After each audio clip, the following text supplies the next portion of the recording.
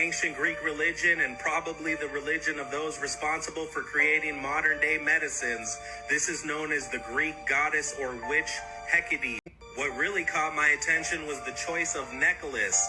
Isn't that the same logo that's on every prescription bottle that comes out of the pharmacy? So there are 3 popular theories as to where the prescription icon comes from, but none of them have anything to do with Greek mythology. And Hecate has no relation to the symbol whatsoever. And this is not some ancient statue depicting the goddess. It's a figurine you can buy on Amazon. Things like the pentagram, the necklace, the staff with a burning skull, these are all modern embellishments, and are likely based on depictions of Hecate and the Wiccan religion. So again, nothing to do with Greek mythology. So where did this icon come from? The most popular theory is that it comes from the Latin word for recipe, which meant take, and the symbol was written before prescriptions, as in take this. Another popular theory is that it was a stylized glyph representing Jupiter, the Roman king of gods, and was written on prescriptions to invoke his blessings. Important to note here, the Roman religion was a state cult that repackaged Greek gods and goddesses. So Zeus, for instance, became Jupiter. Hecate kept her name. So still not Greek mythology,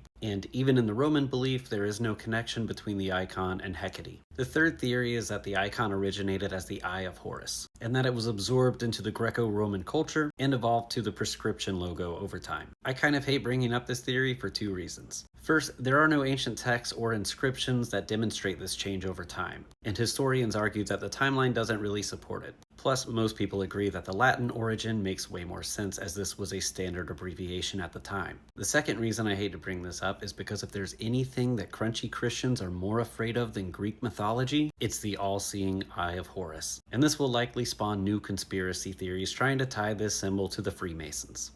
I don't know about anybody else, but I always thought this to be a strange symbol to use for the pharmacy. It actually isn't strange at all. The Bowl of Hygeia, unlike the prescription symbol, is from Greek mythology. In Greek mythology, yes, snakes can symbolize the underworld and danger, but they also mean rebirth, protection, and healing. Hygeia was the Greek goddess of hygiene, health, cleanliness, and sanitation. And yes, the daughter of Asclepius, whose staff is also a major icon in modern medicine. So this icon actually makes perfect sense. It's also important to note that this symbol is mainly used to represent pharmacies in Europe, while the mortar and pestle is more commonly used in the US. Here's the danger in spreading these types of conspiracy theories. Here's somebody in the thread saying that they replace their prescription medicines with natural remedies. Right underneath is this comment asking what they would recommend replacing medicine for schizophrenia with. This person recommends prayer and fasting. Here's someone saying they'll never take another pill ever again. And here's more conspiracy theories and Bible verses just reaffirming people's delusions. I think it's healthy to have some skepticism in modern medicine, especially in the United States where we have for-profit medical care. The medical and pharmaceutical industries are companies trying to make money, but that does not mean that they're trying to kill you. And spreading conspiracy theories that prescriptions are actually evil spells is going to cause real harm to real people. Many of the people who fully believe these conspiracy theories have underlying mental health problems, and they are the absolute last people you should be telling to go off their meds.